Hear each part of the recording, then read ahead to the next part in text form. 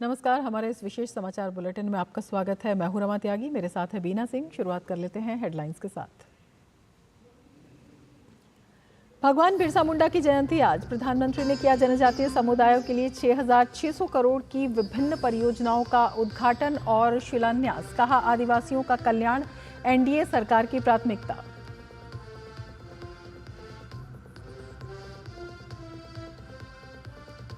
प्रेरणा स्थल पर राष्ट्रपति, उपराष्ट्रपति और लोकसभा अध्यक्ष ने धरती आबा को किया नमन। अमित शाह ने दिल्ली में किया भगवान बिरसा मुंडा की प्रतिमा का अनावरण।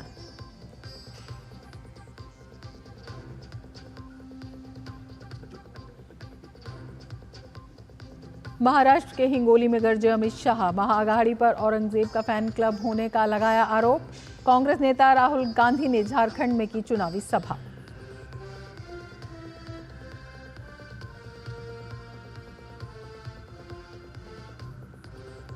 श्रीलंका के संसदीय चुनाव में राष्ट्रपति दिसानायके के गठबंधन को 2/3 बहुमत, 40 सीटों के साथ एसजेबी गठबंधन दूसरे नंबर पर।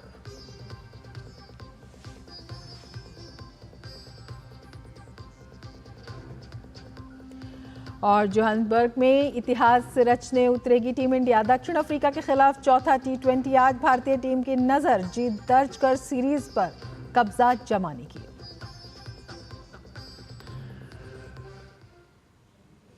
और अब विस्तार से समाचार। प्रधानमंत्री नरेंद्र मोदी ने आज जनजातीय गौरव दिवस पर आयोजित कार्यक्रम में हिस्सा लिया। उन्होंने बिहार के जमुई में 6,600 करोड़ रुपए की विभिन्न परियोजनाओं का उद्घाटन और शिलान्यास किया।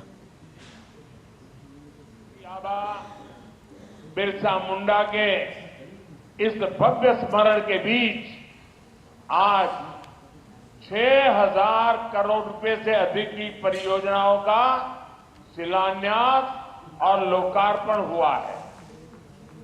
इनमें मेरे आदिवासी भाई बहनों के लिए करीब 1.5 लाख पक्के घरों के स्वीकृति पत्र हैं। आदिवासी बच्चों का भविष्य संवारने वाले स्कूल है, हॉस्टल है, आदिवासी महिलाओं के लिए स्वास्थ्य सुविधाएं हैं, आदिवासी क्षेत्रों को जोड़ने वाली सैकड़ों किलोमीटर की सड़कें हैं, आदिवासी संस्कृति को समर्पित म्यूजियम है, रिसर्च सेंटर है। आज 11,000 से अधिक आदिवासी परिवारों का अपने नए घर में देव दीपावली के दिन गृह प्रवेश भी हो रहा है। प्रधानमंत्री नरेंद्र मोदी ने भगवान बिरसा मुंडा की 150वीं जयंती वर्ष समारोह की शुरुआत और जनजातीय गौरव दिवस पर एक स्मारक सिक्के और डाक टिकट का अनावरण किया। पीएम ने अपने संबोधन में कहा कि आदिवासी जिलों में बिरसा मुंडा जनजातीय गौरव उपवन बनाए जाएंगे, जिसमें 500 से 1,000 वृक्ष लगाए जाएंगे। प्रधानमंत्री नरेंद्र मोदी ने इस मौके पर जनजातीय समाज के लिए कार्य करने वाले बुद्धराम मुंडा का सम्मान किया।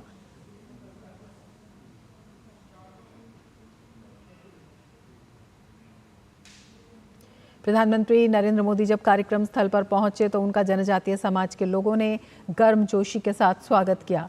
इस दौरान जनजातीय संस्कृति की झलक देखने को मिली।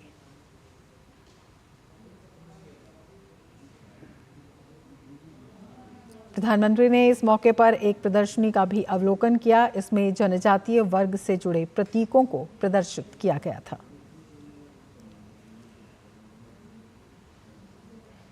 केंद्रीय गृह मंत्री अमित शाह ने महाराष्ट्र के हिंगोली में रैली को संबोधित करते हुए जनता से सही सरकार चुनने का आह्वान किया। साथ ही अघाड़ी पर औरंगजेब का फैन क्लब होने का आरोप लगाया। केंद्रीय गृह मंत्री ने जनता से महायुति और अघाड़ी में से सही पार्टी को वोट देने की अपील की।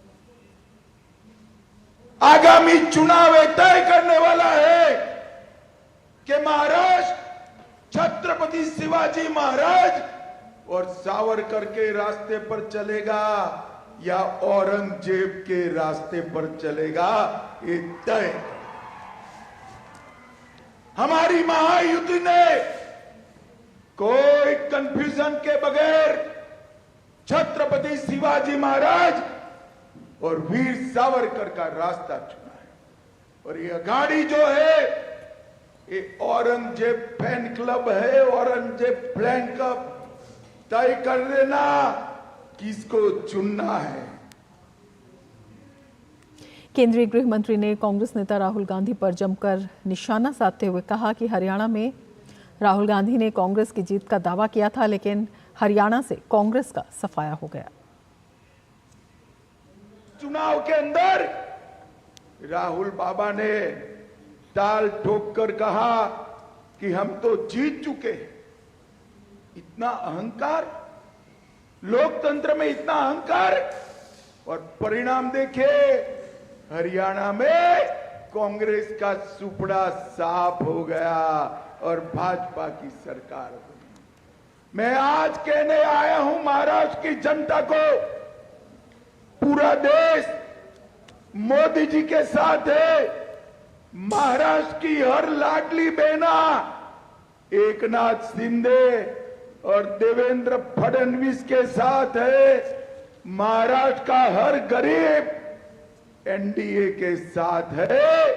आने वाले दिनों में महाराष्ट्र में महायुति की सरकार बनने वाली है, महायुति की सरकार।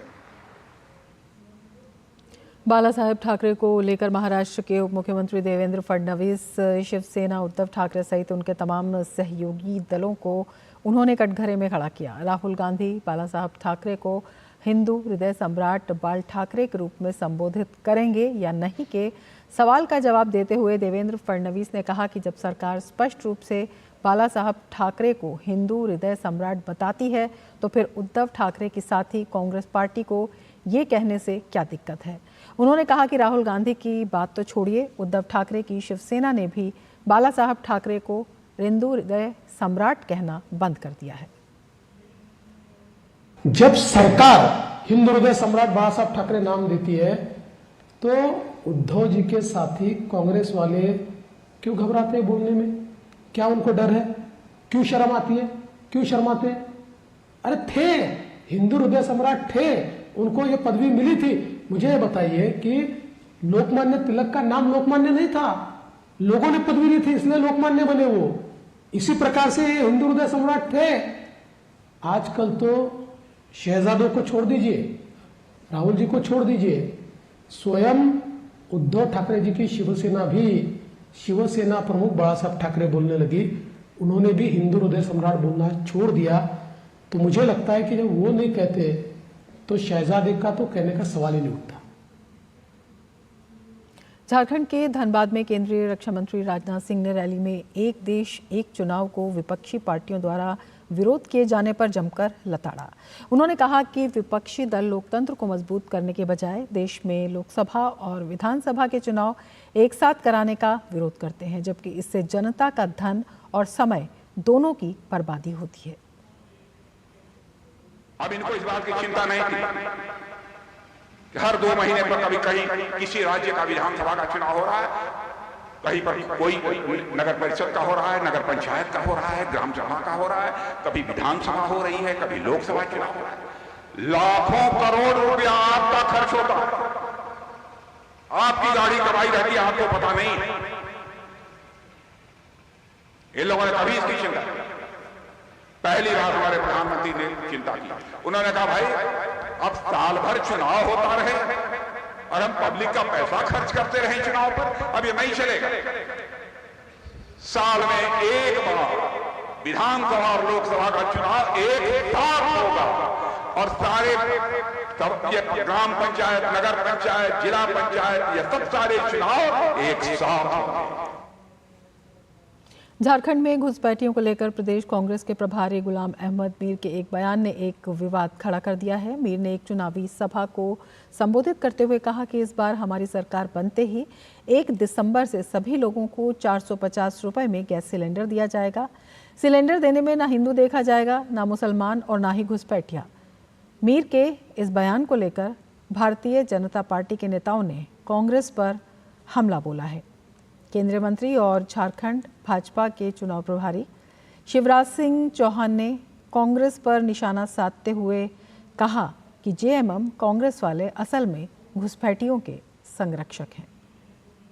आज कांग्रेस की नेता सोनिया गांधी, राहुल गांधी और खड़गे जी से जवाब चाहता हूं। जवाब दें सोनिया जी, क्या वो अपने नेता गुलाम अहमद मीर से सहमत है कि 450 रुपया में घुसपैठियों को गैस सिलेंडर देंगे?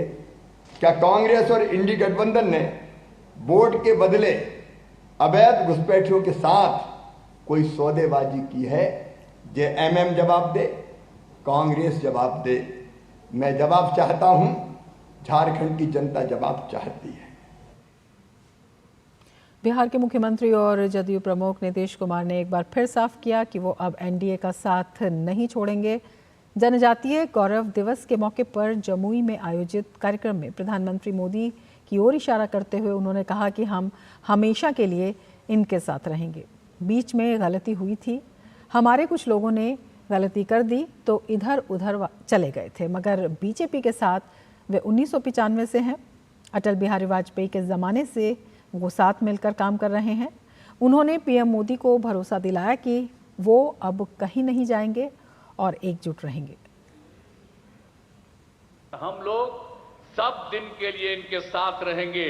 बीच में गलती हुआ, 95 से हम लोग साथ रहे हैं और एक एक तरह से सब तरह से जो कुछ भी हुआ काम हुआ, तो इसलिए हम लोग कभी इधर उधर नहीं जाएंगे।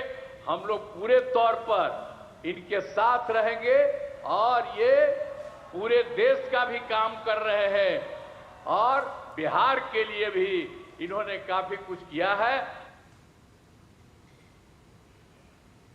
झारखंड विधानसभा चुनाव में बांग्लादेशी घुसपैठियों का मुद्दा सुर्खियों में रहा। मुख्यमंत्री हेमंत सोरेन के विधानसभा क्षेत्र बरहट में भी घुसपैठियों को शरण देने की बात सामने आई।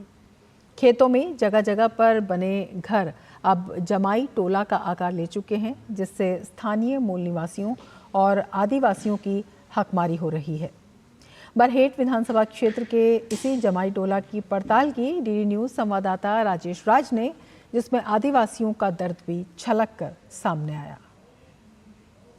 झारखंड विधानसभा चुनाव अपने आखिरी पड़ाव पर है। इस चुनाव में एक जो प्रमुख मुद्दा उभर कर सामने आया, उस मुद्दे का नाम है बांग्लादेशी घुसपैठिए का मुद्दा, जिसे भारतीय जनता पार्टी के शीर्ष नेताओं ने बहुत ही प्रखरता के साथ, प्रमुखता के साथ उठाया कि हेमंत सोरेन की जो सरकार है वो बांग्लादेशी घुसपैठियों को आश्रय दे रही है। और इस बात की पुष्टि गृह मंत्री अमित शाह ने अपने एक इंटरव्यू में, जो झारखंड का एक लीडिंग अखबार है, उस अखबार में जब उन्होंने इंटरव्यू दिया तो उन्होंने स्पष्ट तौर पर इस मुद्दे को उठाया और ये भी कहा कि जमाई टोले के नाम से मशहूर कई ऐसे जगह हैं जहां पर बाहर से आने वाले लोग आकर घर बनाते हैं और वो यहां आकर अपना आशियाना तलाशने लगते हैं। हमारी दाहिनी तरफ आपको हमारे कैमरामैन संदीप मूर्ति दिखाएंगे कि यह जो खेत है, इस खेत के बीच में जगह जगह पर बने हुए जो पक्का के मकान आपको दिखाई पड़ रहे हैं,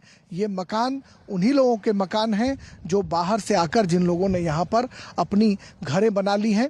और यहाँ का जो आदिवासी समुदाय है, जो आदिवासी तबका है, वो क्या कुछ कह रहा है, इस बात की तस्दीक हम आपको इस रिपोर्ट में दिखाएंगे ग्राउंड जीरो से। तो आइए सुनते हैं उन लोगों की जुबानी, जमाई टोला की कहानी। बांग्लादेश आके शादी करके कुछ भी यहाँ पर घर बना ना, वो लोगों का फर्क नहीं है, लेकिन बना के वो लोग, हम लोगों का जो आदिवासी संगठन है उसमें हम लोगों को शिकायत दे रहे हैं, लेकिन सरकार नहीं सुनती है। झोपड़ी बना के पहले रहते हैं, इसके बाद धीरे धीरे अपना वो कब्जा करने लगते हैं। क्या बोलते हैं, कब्जा करने के बाद किसी मतलब गैर मतलब आदमी से संबंध रखते हैं, फिर अपना जमाए रह के यहाँ का आदमी सबको कुछ भी नहीं हो पा रहा है, हम लोग को सता रहा है। फिर वही लोग अपना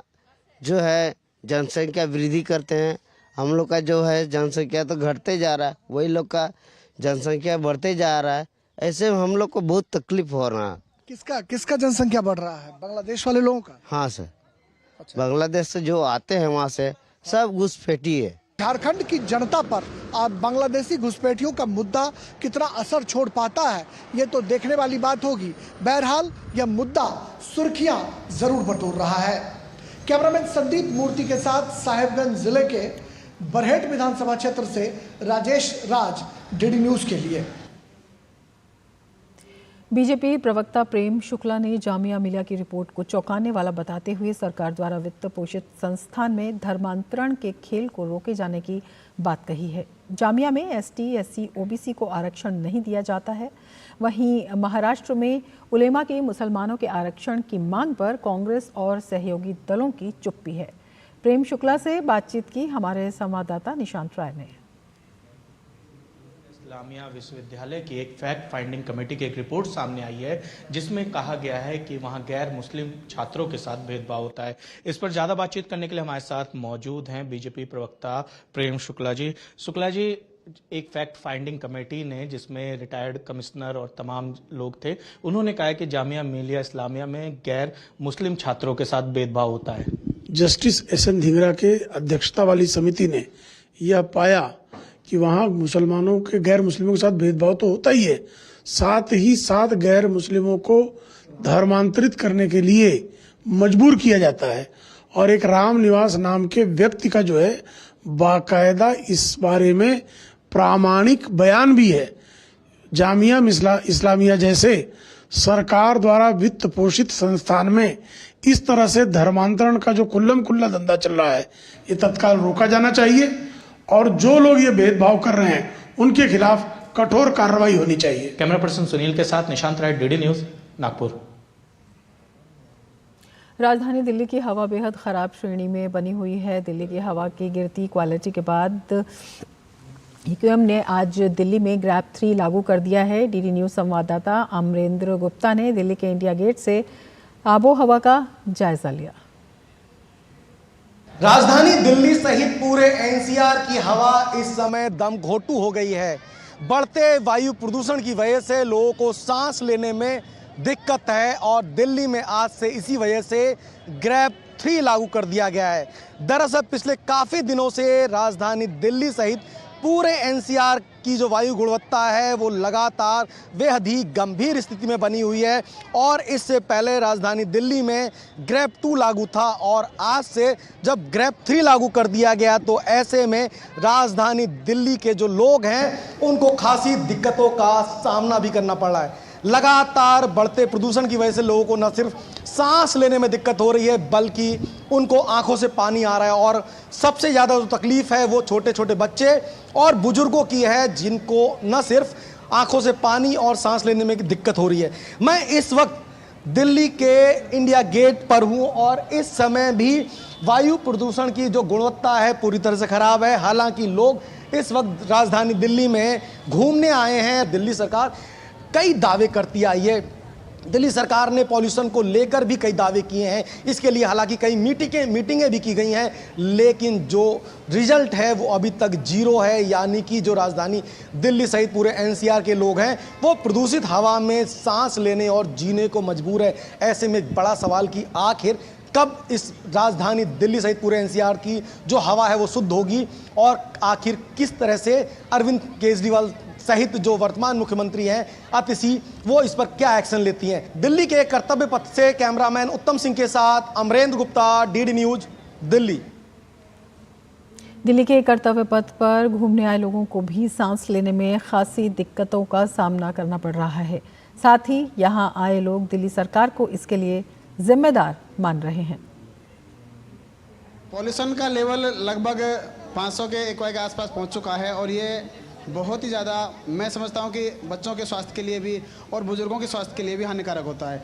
इसके लिए सरकार को कुछ सावधानियां भी बरतनी चाहिए और उनको आम जनता को ये बताना चाहिए कि कम से कम घर से बाहर निकलें, अपने स्वास्थ्य का ख्याल रखें और बेवजह इधर उधर ना घूमें। I'm being here for 1 day only. I feel problems breathing. All my eyes are all the time like full of dirt, the nose full of dirt. मैं पिकनिक पे इंडिया गेट आई हूँ और यहाँ पे ना मतलब जैसे बढ़ता पॉल्यूशन हो रहा है, बहुत ज़्यादा पॉल्यूशन हो रहा है। 5th क्लास तक के जो स्कूल हैं वो तो बंद है, लेकिन जो सीनियर स्कूल हैं लाइक 6, 7, 8th क्लास, हम सब स्कूल आ रहे हैं सुबह सुबह, और सुबह सुबह बहुत पोल्यूशन होता है। मतलब हमें सांस लेने में दिक्कत भी होती है, हमें आंखों से पानी भी आता है। ऑल्दो ग्रैप 3 लागू हुआ है, पर वो सिर्फ प्राइमरी के बच्चों के लिए हुआ है। अभी भी 12th तक के बच्चे स्कूल जा रहे हैं इतने पॉल्यूशन में। सुबह सुबह फॉग होती है, धुएं से बच्चों के गले में खराश हो रही है, बच्चों को जुकाम हो रहा है, पर ऑप्शन नहीं है ना, बच्चों को तो जाना ही पड़ेगा। पर हमारी सरकार को जो ये हर साल हो रहा है, इसके लिए कुछ ठोस नीति उठानी चाहिए। सिर्फ प्राइमरी के बच्चों की छुट्टी कर देने से बच्चे तो पॉल्यूशन से बच जाएंगे, पर दिल्ली का पॉल्यूशन कम करने के लिए कुछ तो स्टेप उठाने पड़ेंगे। प्रधानमंत्री नरेंद्र मोदी बिहार के जमुई में बिरसा मुंडा की 150वीं जयंती पर आयोजित जनजातीय गौरव दिवस के अवसर पर शामिल हुए। कार्यक्रम में एक चित्र प्रदर्शनी का भी आयोजन हुआ, जिसमें एकलव्य आवासीय विद्यालय के छात्र ने प्रधानमंत्री का स्केच बनाया। देखिए ये खास रिपोर्ट। अटिजक देव वर्मा हैं, जिन्होंने प्रधानमंत्री नरेंद्र मोदी की ये पेंटिंग बनाई है। प्रधानमंत्री जब यहाँ पहुँचे, इस पेंटिंग को देखकर रुक गए और बच्चे से बात भी की। क्या प्रधानमंत्री बोल रहे थे जब आपने ये पेंटिंग बनाई थी? प्रधानमंत्री ने पहले ये देखते ही पूछा ये किसने बनाया, तो मैंने कहा कि मैंने बनाया, और इसको बनाने में मुझे सिर्फ 1 ही घंटा मिला, 1 दिन में ही बना दिया। अच्छा, जब आप पेंटिंग बना रहे थे, प्रधानमंत्री की पेंटिंग बना रहे थे, तो क्या आपने सोचा था कि भाई मैं इस तरह की पेंटिंग बनाऊंगा या उस तरह की पेंटिंग बनाऊँ? क्या आपके आया था दिमाग में कि इस तरह की पेंटिंग बनाऊँ? मेरे दिमाग में यही आया कि मैं प्रधानमंत्री को अगर पेंटिंग देना चाहूँगा तो मैं उसका स्केच बना कर ही दूँगा, इसलिए मैंने स्केच किया है बिना कलर के। ये अच्छा, बिना कलर के ये स्केच से ये स्केच किया है बिना कलर के। प्रधानमंत्री जी के लिए आपसे मुलाकात करी, तो कैसा आपको फील हो रहा है अभी? बहुत अच्छा लगा, और हम बहुत खुशी भी है क्योंकि प्रधानमंत्री से मिलने का चांस मिला। चलिए, धन्यवाद। तो ये आपने देखा कि इन्होंने प्रधानमंत्री नरेंद्र मोदी की स्केच से पेंटिंग बनाई थी। प्रधानमंत्री ने भी इस पेंटिंग को देखकर तारीफ भी की और इनसे बात भी की, और ये बच्चे भी काफ़ी खुश हैं प्रधानमंत्री को अपने बीच में पाकर। कैमरामैन आशीष के साथ नीरज सिंह, डीडी न्यूज़, जमुई। इस बार के अंतर्राष्ट्रीय व्यापार मेले में अफगानिस्तान भी आकर्षण का केंद्र बना हुआ है। यहाँ बड़ी संख्या में प्रदर्शनी में विभिन्न प्रकार के ड्राई फ्रूट्स के स्टॉल लगाए गए हैं। भारतीय बाजार में मिल रहे अच्छे रुझान से अफगानिस्तान के व्यापारी कितने उत्साहित हैं, इसका जायजा लिया हमारे संवाददाता गिरीश निशाना ने। अंतर्राष्ट्रीय व्यापार मेले में अफगानिस्तान अपनी अलग पहचान बनाए हुए है। यहाँ पर काफ़ी संख्या में ड्राई फ्रूट देखे जा सकते हैं। हमारे साथ ज़्यादा बात करने के लिए मौजूद हैं Jawad बाजुम। We brought some dry fruits from Afghanistan only. We are having different varieties of dry fruits. So like we are having the very famous almonds from Afghanistan.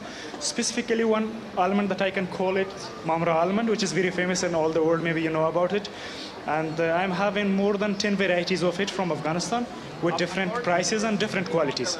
And we are having saffron from Afghanistan. We are having like other dry fruits. For example, we are having anjeer, which is very famous, and people liking the quality and the size of it. So we have like different varieties of dry fruits from Afghanistan. Afghanistan चूँकि हमारा दोस्त है, तो मैं हमेशा अफगानिस्तान के stall से खरीदना पसंद करता हूँ क्वालिटी के लिए। हमने शाही ज़ीरा खरीदा है, वाइट कलर की मामरा बादाम जो सबसे महंगी होती है, जो जनरली मिलती नहीं है मार्केट में, वो खरीदी है। डेट्स भी खरीदे हैं, केसर भी खरीदा है। तो मैं बहुत संतुष्ट हूँ और क्वालिटी बहुत ही अच्छी है। अफगानिस्तान के स्टॉल पर खरीदारी करके लोग काफ़ी उत्साहित नजर आ रहे हैं, और अफगानिस्तान के प्रदर्शक भी काफ़ी उत्साहित इसलिए हैं क्योंकि भारतीय लोग यहाँ पर जमकर खरीदारी कर रहे हैं। कैमरामैन आनंद कुमार के साथ गिरीश निशाना, डीडी न्यूज, दिल्ली। केंद्रीय ऊर्जा मंत्री मनोहर लाल खट्टर ने भारत, नेपाल और बांग्लादेश के बीच त्रिदेशीय विद्युत व्यापार समझौते पर हस्ताक्षर किए। इस समझौते के बाद नेपाल बांग्लादेश को भारत के ट्रांसमिशन ग्रिड द्वारा बिजली भेजेगा। इस समझौते को केंद्रीय ऊर्जा मंत्री मनोहर लाल खट्टर ने ऐतिहासिक करार दिया है।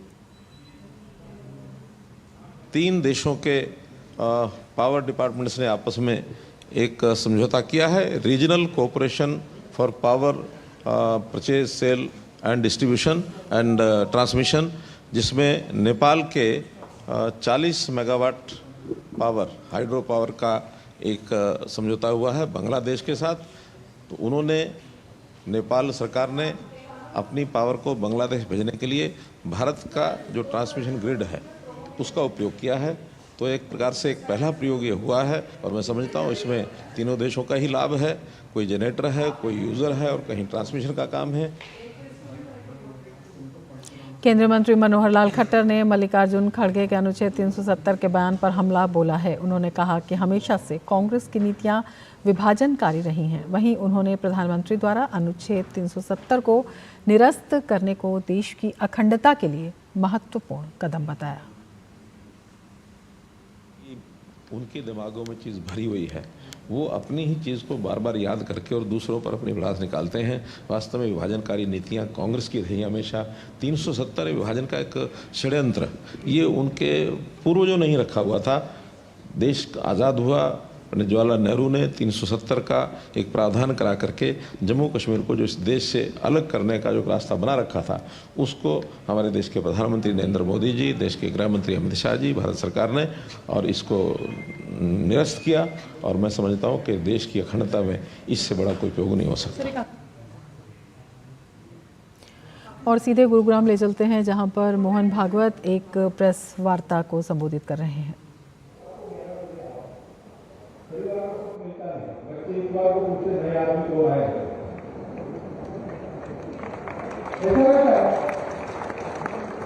और काम वाला पूरा करनी है तो इस सबको छोड़ो, तुम कमा नहीं सकते लेकिन झूठ सोच सकते हो, झूठो या मांगो।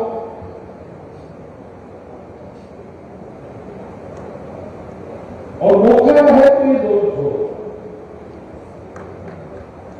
हमारे यहाँ ऐसा नहीं है।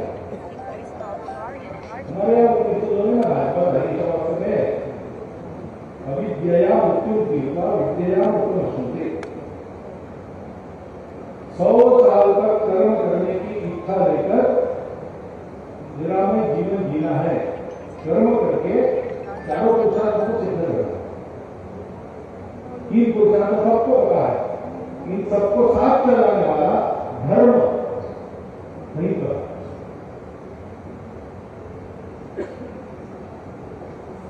आपने जिस कंपैशन का उल्लेख किया करुणा, वो धर्म के 4 स्तंभों में एक स्तंभ करुणा, एक स्तंभ सत्य है। क्योंकि ये ऐसा हमने सोचा, इसका कारण है कि बाहर सुख नहीं मिलता, ये ध्यान में आने के बाद हम रुके नहीं। इसके साथ ही इस बुलेटिन में फिलहाल इतना ही। नमस्कार।